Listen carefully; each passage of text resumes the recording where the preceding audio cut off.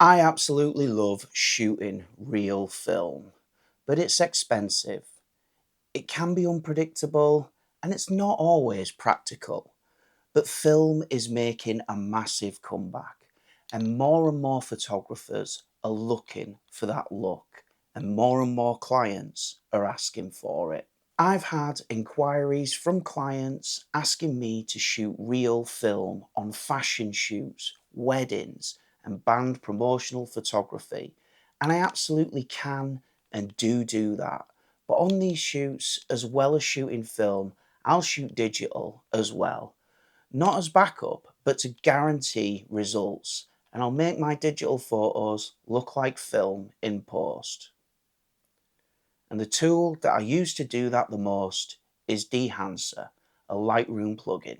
Now, I don't do this to fake film, I do this to guarantee results. So let me show you some images that I've shot on both film and digital. Here's an image that I shot on Kodak Gold with my Canon AE1 program. And here's an image that I shot on my Sony a7 III. Here's another image that I shot again on my Canon AE1 program, this time using Kodak Portra 400. And here's an image that I shot on my Sony a7 III. Both of those digital images were edited using the Dehancer Lightroom plugin. And in this video, I'm going to talk you through some of the benefits of using Dehancer to make your digital photos look like film. But before we jump into the program and I show you the software, I have to let you know I am on the Dehancer affiliate program, and you can use my discount code Vinster10 and the link in the video description below to get yourself 10% off, and I might make a little bit of commission from that. Now, with that being said, let's take a look at how Dehancer works. So here is a picture of my friend Holly that I'm going to edit in Dehancer to give it the film-like look. Now, I've prepared this image by turning the contrast down to -40, blacks up to +60. These are some settings that Dehancer recommends. Then we right-click, edit in, and edit in Dehancer Lightroom plugin. Here we go. And the first thing you'll notice is there's lots of different film profiles on the left hand side. Let's have a quick look at those. We've got a Cinestill 800T, we've got a Fuji Chrome Velvia, and we've got the classic Ilford HP5, and of course you've got some of the Kodak Gold, Kodak Portra 400, Kodak Portra 800.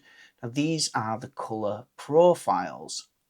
There are also some presets over on the second tab on the left hand side. These have been created by some of the Dehancer team. So very quickly you can go straight to some of the presets and start to get some different film looks on your image. Now, if we go back to the film color profiles and off the presets, these are just adjusting the color at the moment and are to be used as a base for your final edit.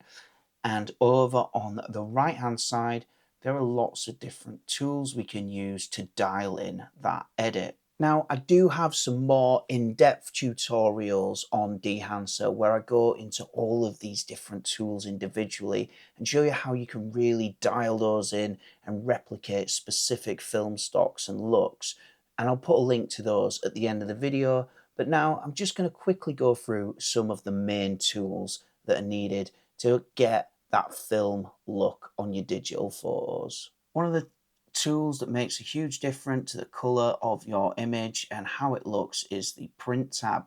Using this tab, you can select the print type of paper that the image is to look like it's printed on. So here we've got a Fujifilm 3513, a Kodak 2383, that looks really nice, Kodak Endura glossy paper.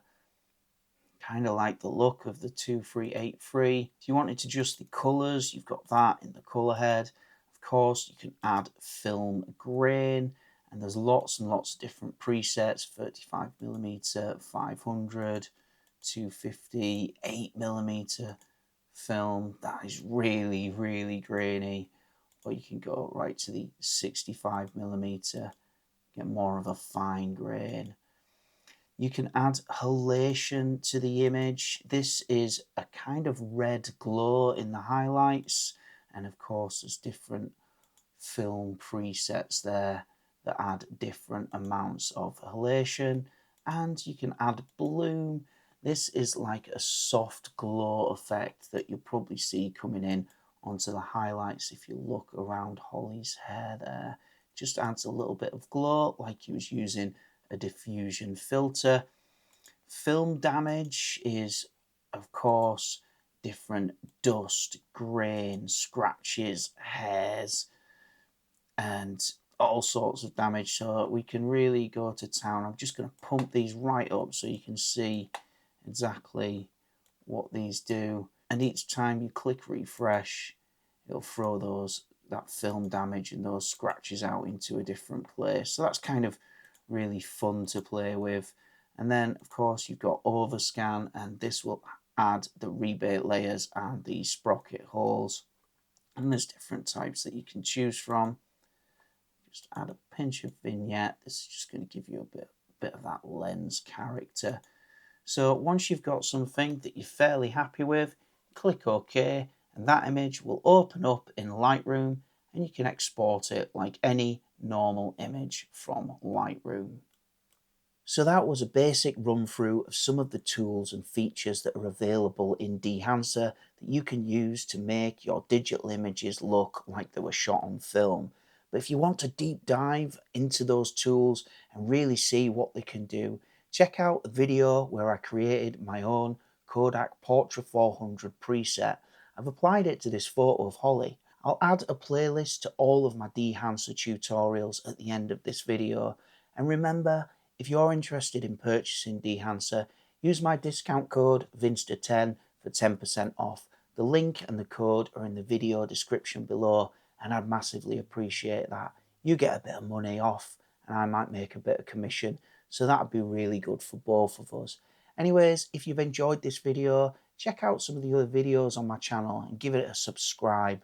There's loads of different photography tutorials, everything from shooting film, shooting digital, and editing tutorials on this channel, so be sure to check out some other videos, and I'll see you in the next one. Thanks for watching.